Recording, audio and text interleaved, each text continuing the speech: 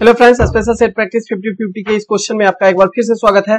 Friends, ये 114 number set है और इसका पीडीएफ आप हमारे टेलीग्राम चैनल से ले सकते हैं। इसके पहले का भी सेट प्रैक्टिस जो हुआ है वो टेलीग्राम चैनल से ले सकते हैं। फ्रेंड्स, आपको बता दें कि ये 50 क्वेश्चन के सीरीज में हम जीके जीएस के हर पहलू को ध्यान में रखकर, हर पोर्शन को ध्यान में रखकर आपके लिए तैयार करते हैं। 50 क्वेश्चन के सीरीज में, यही 50 क्वेश्चन के सीरीज में हम आपको जीके जीएस के पूरे होल सब्जेक्ट का हम आपको एनालिसिस करते हैं और हर एक सब्जेक्ट से आपको जोड़कर हम रखने का प्रयास करते हैं, जो आपका बीपीएससी पीटी एग्जाम के लिए, बिहार एसएससी मेंस एग्जाम के लिए, बिहार दरोगा पीटी और मेंस दोनों एग्जाम के लिए, बिहार सिविल कोर्ट के एग्जाम, कोई भी कंपटीशन का एग्जाम हो, सभी कंपटीशन के एग्जाम के लिए ये 50 क्वेश्चन का सीरीज जो है वो आपके लिए काफी इंपॉर्टेंट होगा।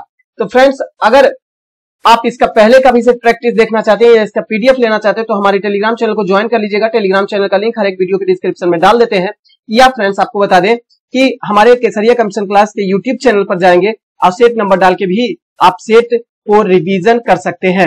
लेकिन रिवीजन करने के लिए पीडीएफ जरूर लेना जरूरी है, अतः पीडीएफ आप हमारे टेलीग्राम चैनल से जरूर ले लीजिएगा। चलिए फ्रेंड्स, आज 114 नंबर सेट प्रैक्टिस का पहला क्वेश्चन की ओर हम ध्यान देते हैं। ध्यान दीजिएगा, आप अगर चैनल पर नए हैं तो सब्सक्राइब जरूर कर लीजिएगा। अगर ऐसा आपको लगता है कि वीडियो दूसरे स्टूडेंट के लिए भी यूजफुल हो सकता है तो आप इसे शेयर कीजिएगा, लाइक जरूर कीजिएगा और अगर कोई कमी रहती है तो कमेंट जरूर कीजिएगा। पहला क्वेश्चन है, राष्ट्रपति की वीटो शक्ति के संबंध में निम्नलिखित युग्मों पर विचार कीजिए। एक तरफ राष्ट्रपति के वीटो शक्ति दिया हुआ है और दूसरा तरफ उसके प्रावधान की चर्चा दिया हुआ है। तो ध्यान दीजिएगा, राष्ट्रपति के वीटो शक्तियां, तो राष्ट्रपति के वीटो शक्तियां के तहत कौन कौन से शक्ति यानी पावर प्रदान किया गया है, जरा इसको ध्यान दीजिएगा।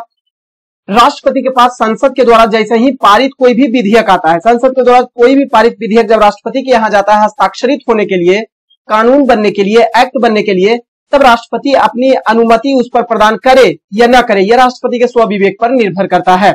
और इस आधार पर इसके लिए इनको 4 प्रकार का शक्ति प्रदान किया गया है, जिसे वीटो पावर कहा जाता है और यह अनुच्छेद 111 में किया गया है चर्चा। ध्यान दीजिएगा, वीटो शक्ति राष्ट्रपति को 4 प्रकार का दिया गया है।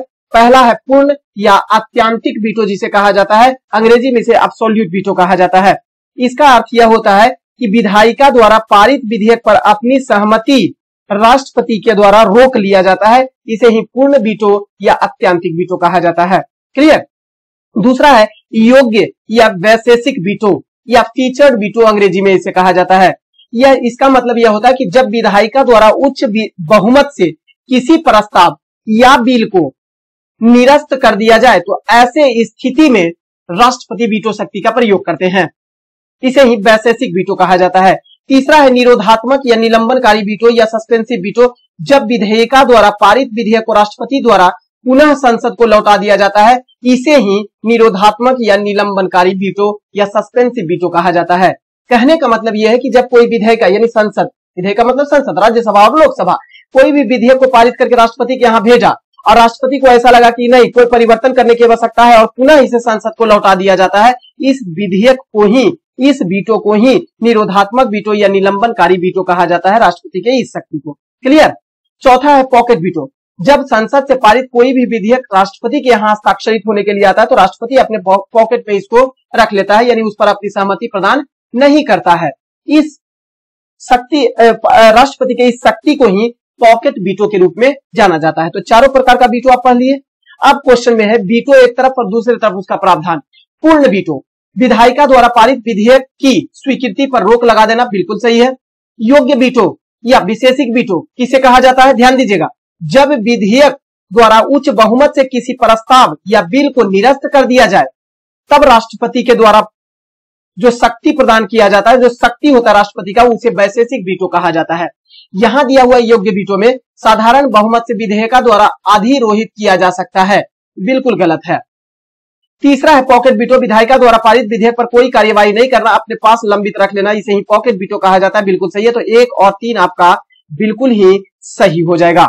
नेक्स्ट क्वेश्चन की बात करें, IPv6 प्रोटोकॉल आईपी पते को परिभाषित करता है। किसको परिभाषित करता है? IPv6 प्रोटोकॉल क्या है? IPv6 प्रोटोकॉल यानी इंटरनेट प्रोटोकॉल वर्जन 6 अगली पीढ़ी का इंटरनेट प्रोटोकॉल स्टैंडर्ड है, जिसे IPv6 का स्थान लेने हेतु विकसित किया गया है। ध्यान दीजिएगा, IPv6 32 बिट एड्रेस स्पेस का प्रयोग करता है, 32 बिट एड्रेस स्पेस का प्रयोग करता है। क्लियर। आईपी पत्ते नहीं, इसको समझ जाइएगा। IPv6 32 बीट एड्रेस स्पेस का प्रयोग करता है। इसका मतलब यह है कि इसकी होस्ट को कुल 4,29,49,67,296 यूनिक आईपी एड्रेस आवंटित किए जा सकते हैं। क्लियर? तो IPv6 32 बीट एड्रेस स्पेस का प्रयोग करता है। वही अगर देखा जाए कि IPv6 जो है वो 128 बीट एड्रेस स्पेस का प्रयोग करते हुए यूनिक आईपी एड्रेस को आवंटन करने की संभावना होती है, यानी कि 32 बीट से लेकर 128 बीट तक। तो मैक्सिमम हमारा आंसर होगा 128 beat. Clear? Option number C. Next question है, होम रूल लीग आंदोलन भारतीय राष्ट्रीय कांग्रेस के चरम के भारतीय राष्ट्रीय आंदोलन के चरम के दौरान एक महत्वपूर्ण आंदोलन था। बिल्कुल सही है। इसके बारे में दो कथन दिया हुआ है, दोनों कथन में सही कौन है ये चयन करना है। पहला कथन है ये 1916 ईस्वी में लागू किया गया था। एनी बेसेंट में Irish home rule league model के आधार पर मद्रास में होम रूल लीग स्थापित करने के अपने निर्णय का घोषणा की थी। बिल्कुल ही सही है। पहली बार होम रूल लीग की स्थापना पूरे विश्व में आयरलैंड में शुरू किया गया था और इसी मॉडल पर आधारित एनी बेसेंट के द्वारा सितंबर 1916 ईस्वी में मद्रास में होम रूल लीग आंदोलन की शुरुआत की गई थी। क्लियर? दूसरा कथन है 1916 ईस्वी में बाल गंगाधर तिलक ने पूना मुख्यालय में अपना होम रूल लीग आयोजित किया था। बिल्कुल सही है। मार्च 1916 ईस्वी में बाल गंगाधर तिलक के द्वारा पूना में होम रूल लीग की स्थापना किया गया था। क्लियर? अब एक बात गौर कीजिएगा, होम रूल लीग आंदोलन को सर्वप्रथम आयरलैंड में लागू किया गया था। किसके द्वारा? कर्नल अलकाट और मैडम ब्लावटस्की के द्वारा। क्लियर? उसी के तर्ज पर भारत में होम रूल लीग की शुरुआत अप्रैल 1916 ईस्वी में बाल गंगाधर तिलक के द्वारा पूना में शुरू किया गया था और इसके अध्यक्ष जोसेफ बैप्टिस्टा और सचिव NC केलकर थे। इसके बाद सितंबर 1916 ईस्वी में एनी बेसेंट के द्वारा मद्रास के आधार में सुब्रह्मण्यम अय्यर के साथ शुरू किया गया था। क्लियर? तो दोनों ही कथन जो है वो होम रूल लीग के बारे में बिल्कुल ही सही है।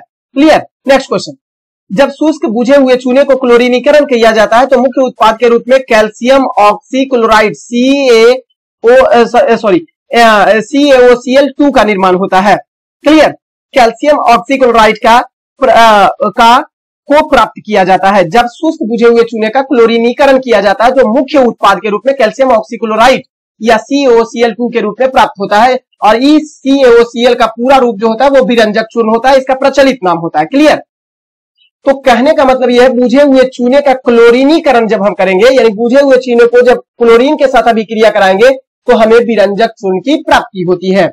यह विरंजक चूर्ण तनु और ठंडे सल्फ्यूरिक एसिड से अभिक्रिया अगर करा दिया जाए इसको तो हाइपोक्लोरस यानी HOCl अम्ल का निर्माण कर देता है। तत्पश्चात यह अपघटित होकर नवजात ऑक्सीजन का निर्माण करता है। क्लियर है? नेक्स्ट क्वेश्चन की अगर बात करें, प्रधानमंत्री श्रम योगी मानधन योजना PMSYM के बारे में निम्नलिखित में से कौन सा कथन आपका सही नहीं है? कथन पढ़ेंगे। इसे वित्त मंत्रालय के द्वारा शुरू किया गया है। पहला ही कथन सही नहीं है। प्रधानमंत्री श्रम योगी मानधन योजना जो है वो वित्त मंत्रालय के द्वारा प्रारंभ किया गया है। ये बात बिल्कुल पूरी तरीका से गलत है। क्लियर? तो ध्यान देंगे प्रधानमंत्री श्रम योगी मानधन योजना के बारे में। प्रधानमंत्री श्रम योगी मानधन योजना एक सरकारी योजना है जो असंगठित श्रमिकों के बुढ़ापे की सुरक्षा और सामाजिक सुरक्षा के लिए लागू किया गया है। इसे श्रम और कर्मचारी मंत्रालय के द्वारा 2019 के अंतरिम बजट में घोषित किया गया है। तो किस मंत्रालय के द्वारा? श्रम और कर्मचारी मंत्रालय के द्वारा। कब? 2019 के अंतरिम बजट में इसे घोषित किया गया है। क्लियर? अब ध्यान देंगे, यह जो प्रधानमंत्री श्रम योगी मानधन योजना है यानी PMSYM योजना जो है वो स्वैच्छिक और अंशदायी पेंशन योजना है जिसके तहत अभिदाता को 60 वर्ष की आयु होने के बाद 3,000 रुपए प्रति माह की न्यूनतम निश्चित पेंशन प्रदान किया जाता है और यदि अभिदाता की मृत्यु हो जाती है तो इसके जीवन साथी को पेंशन का 50% पारिवारिक पेंशन के रूप में प्रदान किया जाता है। ध्यान देंगे, इस योजना में पेंशन प्रवेश करने की योग्यता जो है वो असंगठित श्रमिक 18 से 40 वर्ष की आयु का होना निश्चित होता है और मासिक आय जो है इसका वो 15,000 रुपया या उससे कम होना चाहिए। क्लियर? इसके अलावा जुलाई 2019 तक इसके 30 लाख से अधिक अभिदाता है।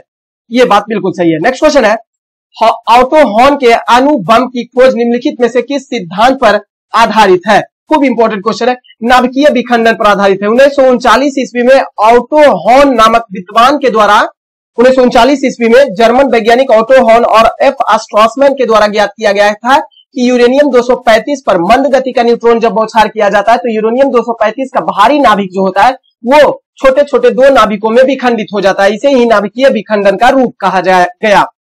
अतः नाभिकीय विखंडन का सिद्धांत ऑटो हॉर्न के द्वारा अणु बम की खोज के साथ 1939 ईस्वी में दिया गया।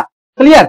नेक्स्ट क्वेश्चन की अगर बात करें तो साधन लागत पर राष्ट्रीय आय के संदर्भ में निम्नलिखित कथनों पर आपको विचार करना है। तो कथन है, इसका अर्थ है किराया, मजदूरी, ब्याज और लाभ के रूप में नागरिकों द्वारा सभी अर्जित आय का योग बराबर होता है। बिल्कुल सही है।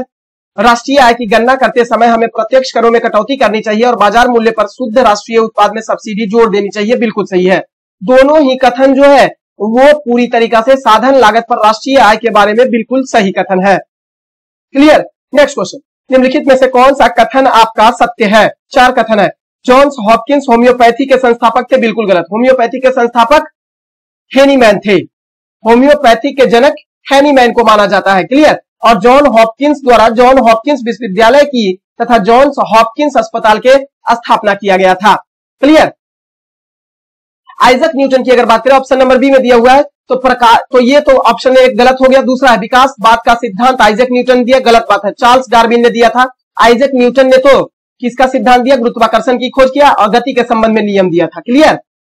तीसरा है कार्बन मोनोऑक्साइड गैस में अधिक वायु प्रदूषण होता है। बिल्कुल सही है। क्यों? क्योंकि कार्बन मोनोऑक्साइड का ग्रहण पेड़ पौधा नहीं कर पाता है, जिसके कारण से यह वायु प्रदूषण जो है वो ज्यादा से ज्यादा करता है। तीसरा कथन आपका सत्य है। वास्को द गामा ने, चौथा कथन है, वास्को द गामा ने अमेरिका की खोज की थी। बिल्कुल गलत है। वास्को द गामा ने केप ऑफ गुड होप के रास्ते भारत के कालीकट बंदरगाह पर पहुंचे थे। अतः केप ऑफ गुड होप यानी आशा का अंतरिक्ष द्वीप की खोज वास्को द गामा के द्वारा किया गया था। भारत की खोज किया गया था। क्लियर। लेकिन अमेरिका की खोज कोलंबस नामक विद्वान के द्वारा किया गया था। नेक्स्ट क्वेश्चन है, 1920 ईस्वी में मूक नायक अखबार किसके द्वारा शुरू किया गया था?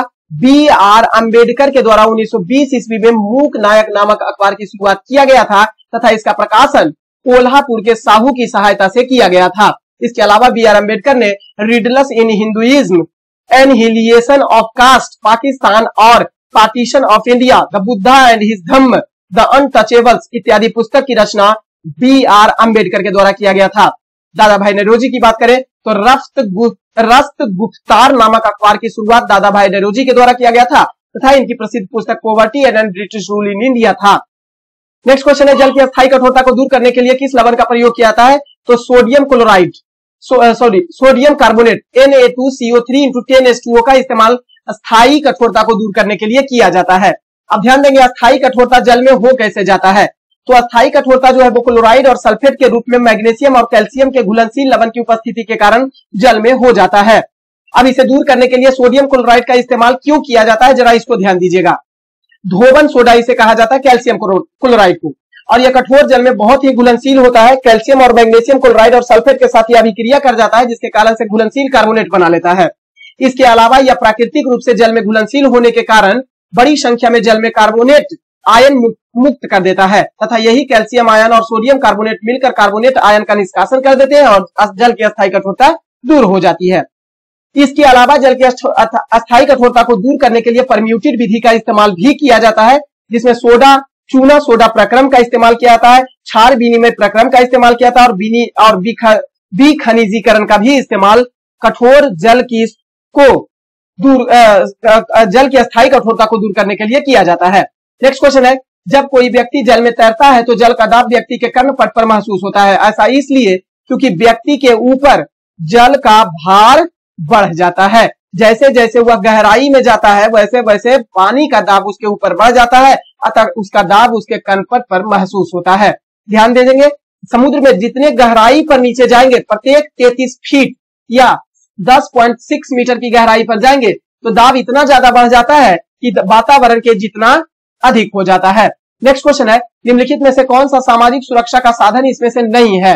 तो ध्यान देंगे, सामाजिक सुरक्षा के कुल 5 साधन होते हैं। एक वित्तीय सहायता, दूसरा बीमा, तीसरा भत्ता, चौथा भारतीय निधि और 5वां नियोक्ता दायित्व। तो इसमें वित्तीय सहायता तो है, बीमा तो है, भत्ता तो है, लेकिन आयकर विवरणी जो है वो आपको सामाजिक सुरक्षा का साधन नहीं है। क्लियर। अब आयकर विवरणी है क्या? तो आयकर विवरणी जो है एक प्रकार का कर प्राधिकरण के साथ दायर एक फॉर्म है जो आय, व्यय और अन्य प्रासंगिक कर जानकारी का विवरण प्रस्तुत करता है। यह करदाताओं को अपनी कर देनदारी की गणना करने और भुगतानों को निर्धारित करने या करों के अधिक भुगतान के लिए धन वापसी करने की अनुमति भी प्रोवाइड करता है। क्लियर? तो आयकर विवरणी जो है वो सामाजिक सुरक्षा के 5 साधनों में नहीं होते हैं। सामाजिक सुरक्षा के 5 साधनों में वित्तीय सहायता, बीमा, भत्ता, भविष्य निधि और नियोक्ता दायित्व आता है। नेक्स्ट क्वेश्चन है, 15 से 17 जून तक G20 कृषि मंत्री स्तरीय बैठक कहां होगी? हैदराबाद में होगी।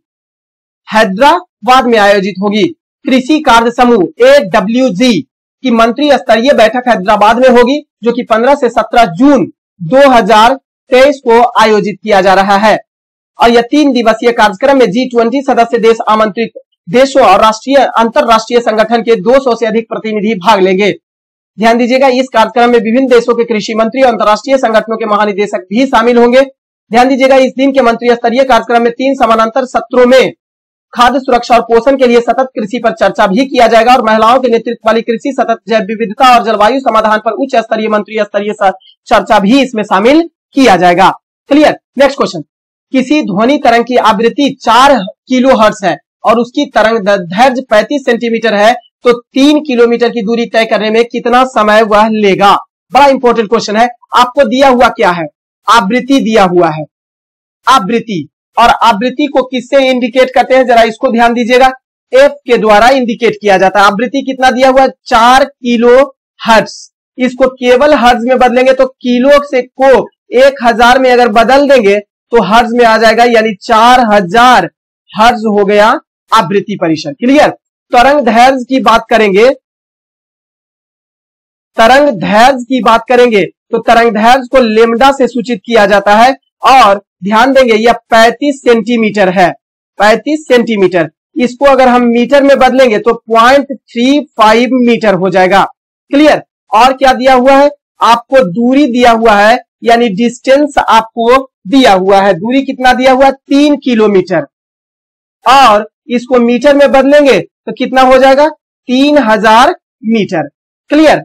अब हम निकालेंगे, निकालना कितना, क्या कह रहा है? दूरी तय करने में कितना समय लेगी। तो समय को निकालने के लिए हम सबसे पहले निकालेंगे क्या? तो सबसे पहले हमको निकालना पड़ेगा ध्वनि तरंग का वेग, यानी VW निकालना पड़ेगा। VW यानी कि वेलोसिटी ऑफ वेव, इसको लिख देते हैं वेलोसिटी, वेलोसिटी ऑफ वेव यानी तरंग का वेग हम निकालेंगे। तो तरंग का वेग बराबर कितना होता है? F into lambda, F into lambda. अब F का मान कितना दिया हुआ है? फ्रीक्वेंसी का मान कितना दिया हुआ है? 4000 दिया हुआ है। और लेमडा का मान कितना दिया हुआ है? आपका 0.35 दिया हुआ है। इससे 2 शून्य हटा दीजिए, यहां 2 शून्य कट गया, अर्थात 1400 मीटर पर सेकेंड आपका वेलोसिटी ऑफ वेव आ गया। अब आपको निकालना क्या है? टाइम निकालना है। तो टाइम बराबर कितना होता है? टाइम बराबर दूरी बट्टा वेग, टाइम बराबर दूरी बट्टा वेग। तो दूरी आपको कितना है दिया हुआ? 3 गुने 10 पर पावर 3 हम लिख सकते हैं, क्योंकि 3000 है, बट्टा अगर वेग को हम 1.4 गुने 10 टू द पावर 3 में लिख सकते हैं। ई 3 शून्य कट गया, अर्थात कितना आ गया? 2.14 सेकेंड का समय आ गया, क्योंकि ये पॉइंट हटेगा तो ऊपर एक और शून्य चला जाएगा। क्लियर है? ऑप्शन नंबर बी सही आंसर आपका, 2.14 सेकेंड लगेगा। Clear? Next question, dot dot dot के बाद से भारत में आर्थिक सर्वेक्षण को केंद्रीय बजट से अलग कर दिया गया था। तो 1964 ईस्वी में भारत में आर्थिक सर्वेक्षण को केंद्रीय बजट से अलग कर दिया गया था। बड़ा इंपॉर्टेंट है। क्लियर? ध्यान दीजिएगा, भारत का पहला बजट जेम्स विल्सन के द्वारा 18 फरवरी 1860 ईस्वी को प्रस्तुत किया गया था। राज्य सरकार के बजट के संबंध में व्यवस्था किया गया अनुच्छेद 202 में। ध्यान आप इस बात का भी रखिएगा कि बजट शब्द की चर्चा भारतीय संविधान के किसी भी अनुच्छेद में नहीं किया गया है। बजट के स्थान पर वार्षिक वित्तीय विवरण की चर्चा किया गया है, और वार्षिक वित्तीय विवरण की चर्चा अनुच्छेद 100 केंद्र सरकार के लिए 112 में और राज्य सरकार के लिए 202 में किया गया है। क्लियर? नेक्स्ट क्वेश्चन, डुरंड रेखा किन 2 देश को विभाजित करती है? तो अफगानिस्तान एवं पाकिस्तान के बीच सीमा रेखा का निर्धारण करती है डुरंड रेखा। क्लियर? और भी रेखा, सीमा रेखा की बात कर लेंगे और उससे संबंधित देश की बात करेंगे। तो ध्यान दीजिएगा, मैकमोहन रेखा भारत और चीन के बीच स्थित है। रेडक्लिफ रेखा, सर्करिक रेखा, 24वीं समानांतर रेखा भारत और पाकिस्तान के बीच स्थित है। हिडेनबर्ग रेखा जो है वो जर्मनी और पोलैंड के बीच स्थित है। और 38वीं समानांतर रेखा उत्तरी कोरिया और दक्षिणी कोरिया के बीच स्थित है। मैगी नॉट रेखा जर्मनी और फ्रांस के बीच। एक और रेखा ध्यान देंगे, जर्मनी और फ्रांस के बीच मैगी नॉट, हमको मैगी नहीं चाहिए तो क्या चाहिए, सीग फ्राइड चाहिए। मैगी नॉट नहीं तो क्या, सीग फ्राइड। तो सीग फ्राइड रेखा और मैगी नॉट रेखा, ये दोनों रेखा जो है वो जर्मनी और फ्रांस के बीच स्थित है। क्लियर, क्लियर है। 49वीं समानांतर रेखा और 141वीं समानांतर रेखा अमेरिका और कनाडा के बीच स्थित है, जबकि मैनरहीम रेखा रूस और फिनलैंड देश के बीच स्थित है। नेक्स्ट क्वेश्चन है, वर्ष 2011 के जनगणना के अनुसार बिहार का लिंगानुपात 9:18 है। 918 है बिहार का लिंगानुपात 2011 की जनगणना के अनुसार। ध्यान दीजिएगा, लिंगानुपात 9:18 यानी 918 है। लिंगानुपात कहते हैं किसको, तो प्रति 1000 महिलाओं पर पुरुषों की जितनी संख्या होगी उसे ही लिंगानुपात कहा जाता है। तो बिहार का लिंगानुपात 9:18 यानी 918 है। यह राष्ट्रीय आय का, अब भारत का लिंगानुपात की बात करें तो 943 है, जो कि राष्ट्रीय आय का बिहार का लिंगानुपात 25 कम है। राष्ट्रीय आय की तुलना में भी बिहार का लिंगानुपात 25 कम है। इस पॉइंट को भी ध्यान रखिएगा, क्योंकि भारत का लिंगानुपात 943 है और बिहार का 918 है, उसकी तुलना में बिहार में 25 कम है। सर्वाधिक लिंगानुपात वाला जिला बिहार का देख लिया जाए तो गोपालगंज है, जहां का लिंगानुपात 221 है। सिवान दूसरे स्थान पर 988 है। सारण तीसरे स्थान पर 954 है। चौथे स्थान पर किशनगंज का आता है 950 लिंगानुपात है। न्यूनतम लिंगानुपात वाला जिला की बात करें बिहार का तो मुंगेर का 876 लिंगानुपात है। भागलपुर दूसरे स्थान पर 880 है। तीसरे स्थान पर खगड़िया का स्थान 886 है और चौथे स्थान पर शिवहर 893 है। नेक्स्ट क्वेश्चन है, निम्नलिखित नृत्य का शास्त्रीय रूप इनमें से कौन सा है। तो ध्यान दीजिए, ऑप्शन में है मणिपुरी, मयूरभंज का छऊ, ऑप्शन में है मयूरभंज का छऊ, भांगड़ा और चौथा में है चांग। तो मणिपुरी जो है वो शास्त्रीय नृत्य का एक प्रकार है। ध्यान दीजिएगा, भरत मुनि की पुस्तक नाट्य शास्त्र में सभी शास्त्रीय नृत्यों की चर्चा मिलती है, जो मुख्य रूप से 8 प्रकार के शास्त्रीय नृत्य भारत के हैं, जो संगीत नाटक अकादमी के द्वारा मान्यता प्राप्त हैं। 8 शास्त्रीय नृत्य की बात करें तो भरतनाट्यम, कथकली, कथक, ओडिसी, मणिपुरी, मोहिनीअट्टम, कुचिपुड़ी और सत्रिया नृत्य है। क्लियर, ध्यान दीजिएगा, छऊ जो है वो पुरुषों का एक लोक नृत्य है और यह ओडिशा, पश्चिम बंगाल और झारखंड में प्रचलित है। भांगड़ा पुरुषों द्वारा प्रचलित पंजाब का एक लोक नृत्य है, जबकि चांग नागालैंड का एक लोक नृत्य है। नेक्स्ट क्वेश्चन है, फूलदेई त्योहार निम्नलिखित में से किस राज्य में मनाया जाता है। तो उत्तराखंड राज्य में गढ़वाल के क्षेत्र में फूलदेई त्योहार प्रत्येक वर्ष फूलों के मौसम में मार्च से अप्रैल महीने में मनाया जाता है, गढ़वाल और कुमायूं के क्षेत्र में उत्तराखंड में। नेक्स्ट क्वेश्चन है, निम्नलिखित में से किसने व्यय यानी एक्सपेंडिचर पर कर लगाने का सुझाव दिया था। तो निकोलस कॉल्डोर ने पहली बार व्यय यानी एक्सपेंडिचर पर कर लगाने का सुझाव दिया था। अब इसका मुख्य उद्देश्य क्या था, तो लोगों में बचत की आदत को प्रोत्साहन करना, ताकि उस बचत को निवेश हेतु पूंजी के रूप में प्रयुक्त किया जा सके। क्लियर। नेक्स्ट क्वेश्चन, भारत के पहले टेस्ट ट्यूब भैंस के बछड़े की नस्ल क्या है। अभी तक तो जानते थे रे भाई कि टेस्ट ट्यूब बेबी होता है मनुष्य का नस्ल, लेकिन भैंस का नस्ल जो है वो ध्यान देंगे, पहला भारत में टेस्ट ट्यूब भैंस के बछड़े का नस्ल जो है वो है बन्नी नस्ल। अब जरा देखिएगा इसका हिस्ट्री। देश में पहला आईवीएफ यानी इन विट्रो फर्टिलाइजेशन तकनीक से भैंस के बछड़े ने जन्म दिया। अब इन विट्रो फर्टिलाइजेशन क्या है, निषेचन बाय होता है लेकिन विकास गर्भाशय में, निषेचन बाय और विकास उसका गर्भाशय में होता है, इसे इन विट्रो फर्टिलाइजेशन कहा जाता है। क्लियर। तो भैंस के बछड़े ने जन्म लिया है, यह भैंस गुजरात की बन्नी नस्ल की है। इस बछड़े का नाम इस बछड़े का जन्म जो हुआ है वो सुशीला एग्रो फार्म्स के किसान विनय एल वाला के यहाँ 23 अक्टूबर 2021 को गुजरात में किया हुआ जन्म। विश्व का पहला अब मानव वाला शिशु अगर आईवीएफ तकनीक से देख लिया जाए तो लुइस ब्राउन का जन्म हुआ था 25 जुलाई 1978 ईस्वी को इंग्लैंड में। भारत में पहली आईवीएफ मानव शिशु 3 अक्टूबर 1978 ईस्वी को दुर्गा के नाम से हुआ था। क्लियर। नेक्स्ट क्वेश्चन, निम्नलिखित में से किस महाद्वीप में सबसे अधिक देश है। ध्यान दीजिएगा, यूरोप महादेश है। यूरोप महादेश में देशों की संख्या 50 है। एशिया महादेश की बात करें तो एशिया में कुल 48 देश है। अफ्रीका महादेश की बात करें तो 54 देश है। उत्तरी अमेरिका महादेश की अगर यदि जो बात करें तो कुल 23 देश है। तो सबसे ज्यादा देशों की संख्या अफ्रीका महादेश है। ध्यान दीजिएगा, पूरे विश्व में 7 कॉन्टिनेंट है, एशिया, उत्तरी अमेरिका, दक्षिण अमेरिका, अफ्रीका, यूरोप, ऑस्ट्रेलिया और अंटार्कटिका। जिसमें से बारी बारी से देखेंगे तो एशिया में 48 देश है, उत्तरी अमेरिका में 23 देश है, दक्षिणी अमेरिका में 13 देश है, अफ्रीका में 54 देश है, यूरोप में 50 देश है, ऑस्ट्रेलिया में 14 देश है, लेकिन अंटार्कटिका एक ऐसा कॉन्टिनेंट है जिसमें कोई भी देश नहीं मौजूद है।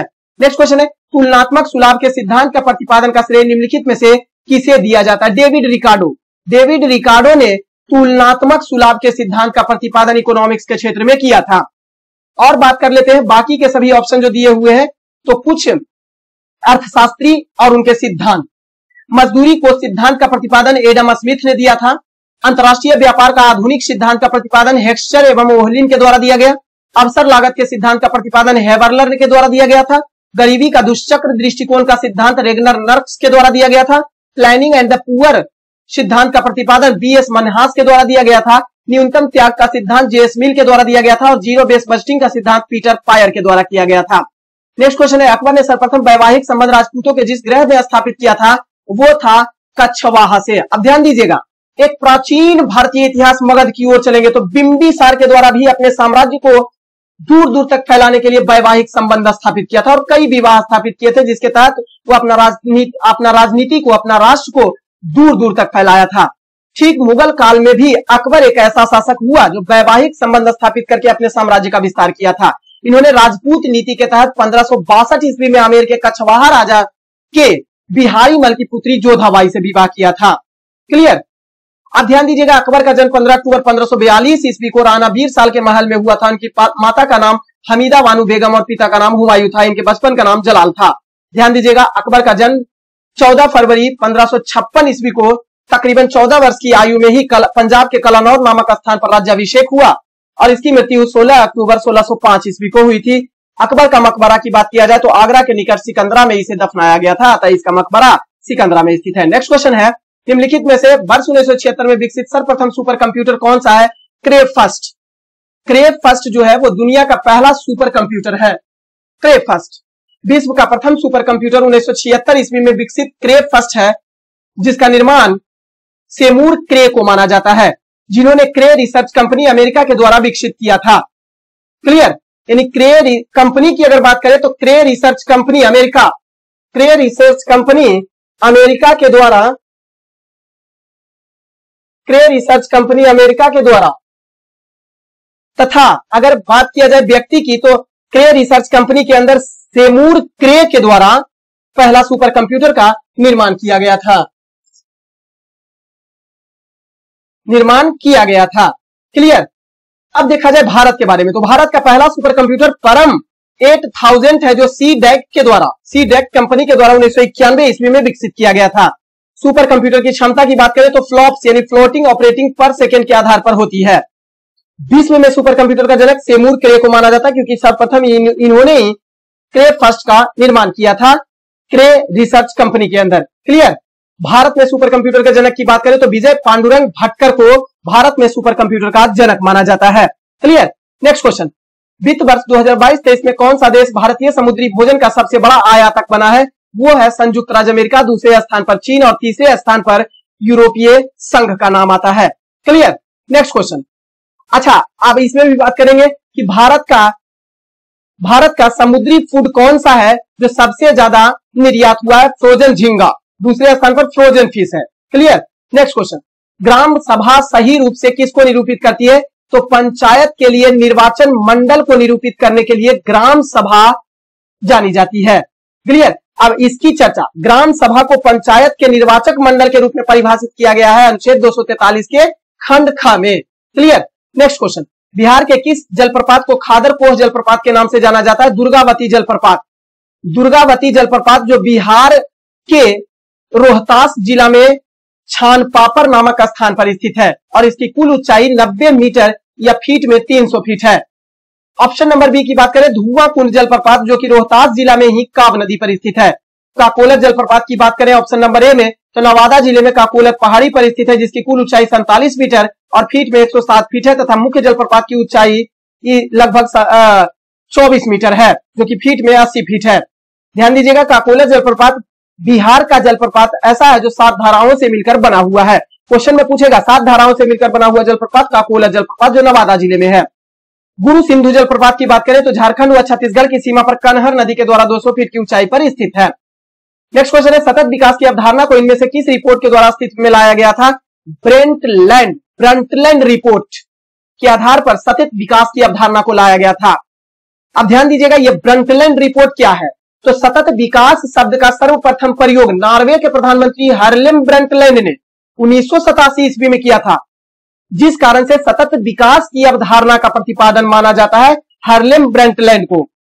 अतः इसी को हार्लेम ब्रंटलैंड या ब्रंटलैंड रिपोर्ट के नाम से जाना जाता है। सतत विकास की बात करें तो इसकी दो अवधारणा है और इसका 3 प्रमुख स्तंभ है। दो अवधारणा में से कौन कौन सा है? तो सतत विकास की अवधारणा के 2 अवधारणा आवश्यकता की अवधारणा तथा विचारों की सीमाओं की अवधारणा है, तथा सतत विकास के 3 स्तंभ जो है वो आर्थिक विकास, पर्यावरण विकास और सामाजिक समानता है। नेक्स्ट क्वेश्चन है, पंचायती राज संस्थाओं को 19 कार्यों की सूची किस अनुच्छेद के तहत दी गई थी? अनुच्छेद 243 के जी में पंचायती राज संस्थाओं को 29 कार्यों की सूची दी गई है। कहने का मतलब है पंचायती राज संस्थाओं को के कार्यों की सूची और अधिकारों का, उत्तरदायित्व और अधिकार की सूची जो है वो अनुच्छेद 243 के जी में दिया गया है। अब यह जो दिया गया वो 73वां संवैधानिक संशोधन 1992 ईस्वी के तहत भारतीय संविधान की 11वीं अनुसूची में पंचायती राज व्यवस्था के तहत अनुच्छेद 243 के जी को जोड़ा गया, जिसमें से पंचायतों के अधिकार और दायित्व का उल्लेख मिलता है। क्लियर? अब बाकी भी अनुच्छेद की अगर बात करेंगे तो अनुच्छेद 243 का एच की बात करेंगे तो यह पंचायतों द्वारा कर लगाने की शक्ति और उनकी निधियों की चर्चा अनुच्छेद 243 के एच में किया गया है। अनुच्छेद 243 के ई में पंचायतों के कार्यकाल की चर्चा किया गया। अनुच्छेद 243 के एफ में पंचायत सदस्यता के अयोग्यता की चर्चा की गई है। क्लियर? नेक्स्ट क्वेश्चन, बिहार के निम्न जिलों में से किस जिले में ही पिडमोंट स्वैम्प मिट्टी पाई जाती है? तो पश्चिमी चंपारण जिले में पिडमोंट स्वैम्प नामक मिट्टी पाई जाती है। क्लियर? नेक्स्ट क्वेश्चन, अच्छा बिहार में 3 प्रकार की मिट्टी खूब प्रचुर मात्रा में पाई जाती है, पिडमोंट दलदली मिट्टी, तराई मिट्टी और गांगेय जलोढ़ मिट्टी। नेक्स्ट क्वेश्चन है, प्राथमिक घाटा यानी प्राइमरी डेफिसिट संदर्भित करता है किसको? तो राजकोषीय घाटा माइनस ब्याज भुगतान को इंडिकेट करता है प्राथमिक घाटा या प्राइमरी डेफिसिट। अब ये होता क्या है, जरा इसको समझिएगा।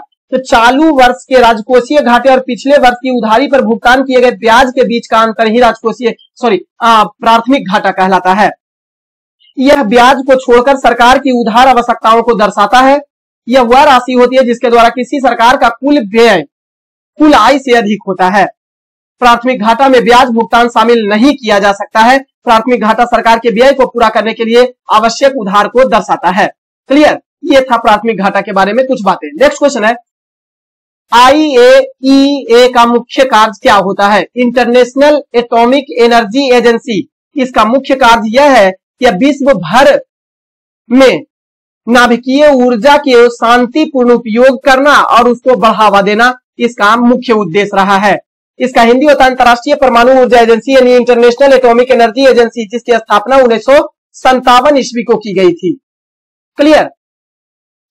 इसे परमाणु दायित्व अधिनियम 2010 को एक और नाम में दिया गया था, नागरिक दायित्व हेतु परमाणु क्षति अधिनियम 2010 क्लियर के रूप में भी इसे जाना जाता है। नेक्स्ट क्वेश्चन है, बंगाल की निम्नलिखित फैक्ट्रियों में से जो पुर्तगालियों द्वारा स्थापित किया गया था, तो बंगाल में सबसे पहले पुर्तगाली के द्वारा स्थापित फैक्ट्री हुगली में दिया गया था।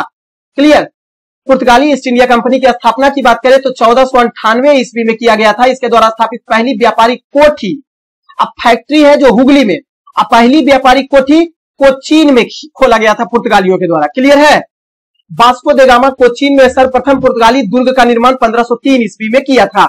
1505 ईस्वी में फ्रांसिस्को de अल्मोड़ा प्रथम पुर्तगाली वायसराय बनकर भारत आया। तत्पश्चात अल्बुकर्क 1509 ईस्वी में वायसराय बना। इसके पश्चात नीनो दी कुन्हा 1530 ईस्वी में वायसराय बना, जिसने सेंट थोमा जो मद्रास में स्थित है, हुगली जो बंगाल में स्थित है और दीव यानी काठियावाड़ में पुर्तगाली बस्तियों की स्थापना की।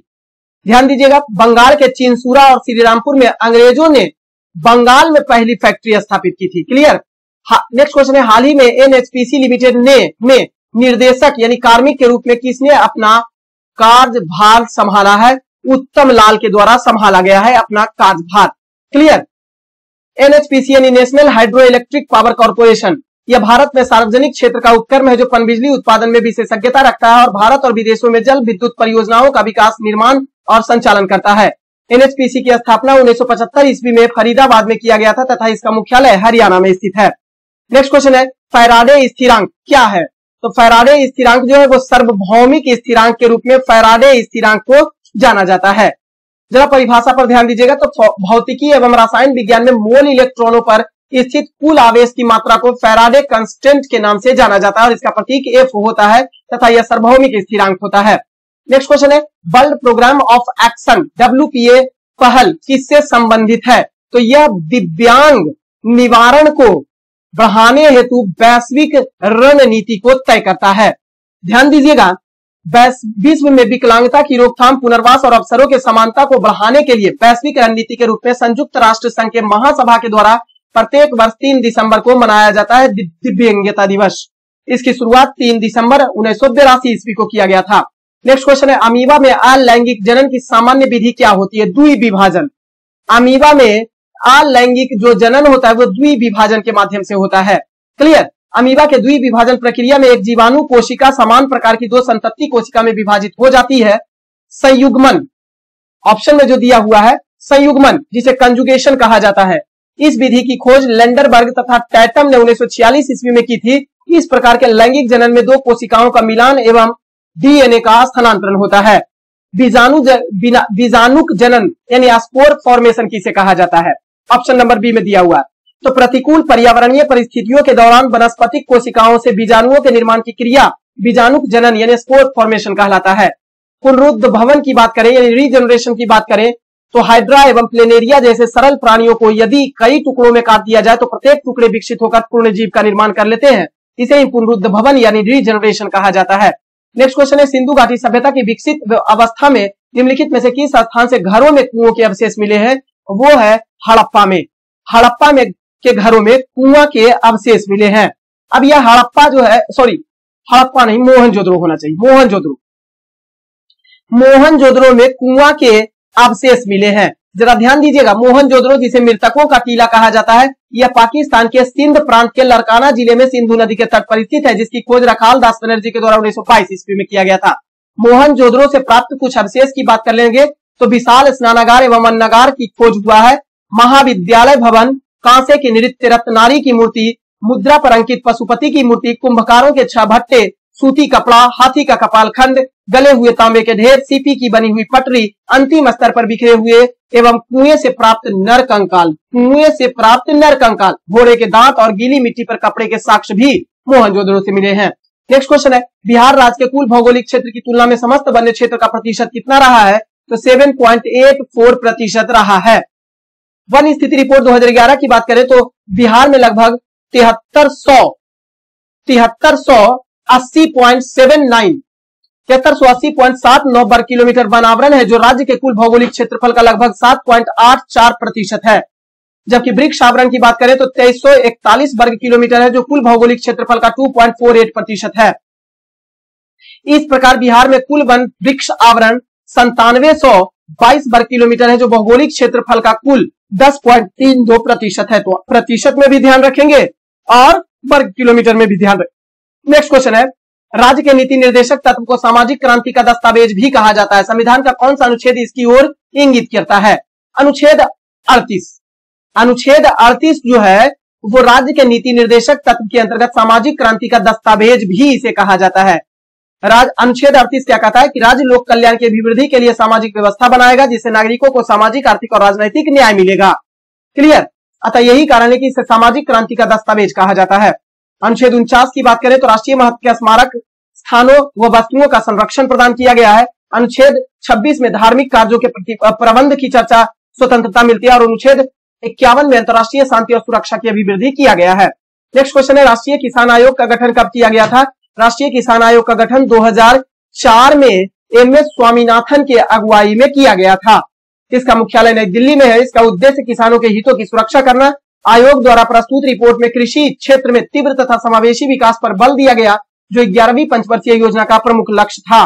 नेक्स्ट क्वेश्चन है, किस राज्य या केंद्र शासित प्रदेश ने लंबित पानी के बिलों के लिए वन टाइम सेटलमेंट स्कीम की घोषणा की है? नई दिल्ली सरकार।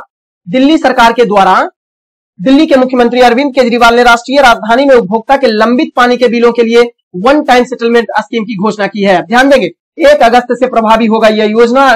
इस योजना के तहत सरकार 7 लाख उपभोक्ताओं के लंबित पानी के बिलों, जो कि कुल बिल कितना है 5737 करोड़ रुपया है, इसको माफ कर देगी। इस बिल को 2 श्रेणी में बांटा गया है। पहला श्रेणी है जिसमें 2 ओके रीडिंग अगर होती है तो इसमें मीटर रीडर में जाकर कम से कम 2 बार बिल पढ़ा हो और दोनों पक्ष इसे स्वीकार करते हो। दूसरा श्रेणी है, इसमें या तो एक या 0 ओके रीडिंग होना चाहिए। नेक्स्ट क्वेश्चन है, ग्रीनलैंड देश निम्नलिखित देशों में से किस देश का भाग है? ग्रीनलैंड जो है वो किस देश का भाग है? तो ग्रीनलैंड जो है वो डेनमार्क का भाग है। अब देखेंगे, एक तो भौगोलिक रूप से और एक राजनैतिक रूप से। तो राजनैतिक रूप से यूरोपीय देश डेनमार्क का अधिकार इस पर है, ग्रीनलैंड पर, लेकिन भौगोलिक दृष्टिकोण से यह उत्तरी अमेरिका महादेश का हिस्सा है। फिर से क्वेश्चन, ग्रीनलैंड जो है भौगोलिक रूप से उत्तरी अमेरिका महादेश का हिस्सा है, लेकिन राजनैतिक रूप से यूरोपीय देश डेनमार्क का अधिकार इस पर है। क्लियर? नेक्स्ट क्वेश्चन, पीएम कुसुम योजना का उद्देश्य निम्नलिखित में से क्या है? पीएम कुसुम योजना जो है प्रधानमंत्री किसान सुरक्षा एवं उत्थान महाअभियान, पीएम कुसुम योजना जिसे कहा जाता है, इसकी शुरुआत 2019 में किया गया था। इस योजना का उद्देश्य सौर ऊर्जा क्षमता विकसित करने में किसानों की मदद करना है। क्लियर? किसानों की मदद करना इसका मुख्य उद्देश्य है। तो किसानों की डीजल और केरोसिन पर निर्भरता समाप्त करना तथा पंप सेटों का निर्माण करना इसका मुख्य उद्देश्य रहा है सौर ऊर्जा के आधार पर। नेक्स्ट क्वेश्चन है, स्वामी सहजानंद निम्नलिखित में से किससे संबंधित थे? तो बिहार में किसान आंदोलन का नेतृत्व करने के लिए स्वामी सहजानंद सिन्हा को जाना जाता है। स्वामी सहजानंद सरस्वती की बात करें तो इनका जन्म 22 फरवरी 1889 को उत्तर प्रदेश के गाजीपुर में हुआ था। इन्हें भारत में किसान आंदोलन के जनक के रूप में जाना जाता है।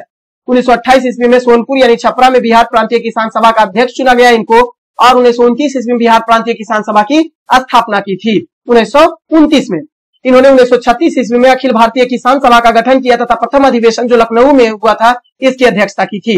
नेक्स्ट क्वेश्चन है, दांडी मार्च गुजरात में नमक की प्राप्ति स्थान का लगभग कितने मील पैदल यात्रा की थी? 240 मील की पैदल यात्रा किया गया था।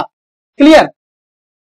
महात्मा गांधी के द्वारा दांडी मार्च में 12 मार्च 1930 ईस्वी को गांधी जी के अहमदाबाद के अपने साबरमती आश्रम से 78 प्लस अनुयायियों के साथ 240 मील की दूरी दांडी की ओर पैदल यात्रा शुरू किया था।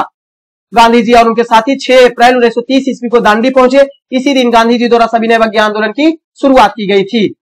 सुभाष चंद्र बोस ने गांधी जी के नमक सत्याग्रह की तुलना नेपोलियन के एल्वा से पेरिस यात्रा की है। 5 मार्च 1931 को गांधी इरविन समझौता हुआ था, जिसके बाद गांधी जी ने सविनय अवज्ञा आंदोलन को स्थगित कर दिया था। नेक्स्ट क्वेश्चन है, कौन सा मध्यकालीन भारतीय साम्राज्य व्यापक स्तर पर स्थानीय स्वशासन के लिए प्रसिद्ध था? चोल वंश। चोल वंश था जो स्थानीय शासन के लिए काफी प्रसिद्ध था। इस साम्राज्य का उदय दक्षिण भारत में 9वीं शताब्दी में यानी 850 से 887 ईस्वी में विजयालय के द्वारा किया गया था और इसकी राजधानी तंजाय, तंजौर या तंजूवर थी।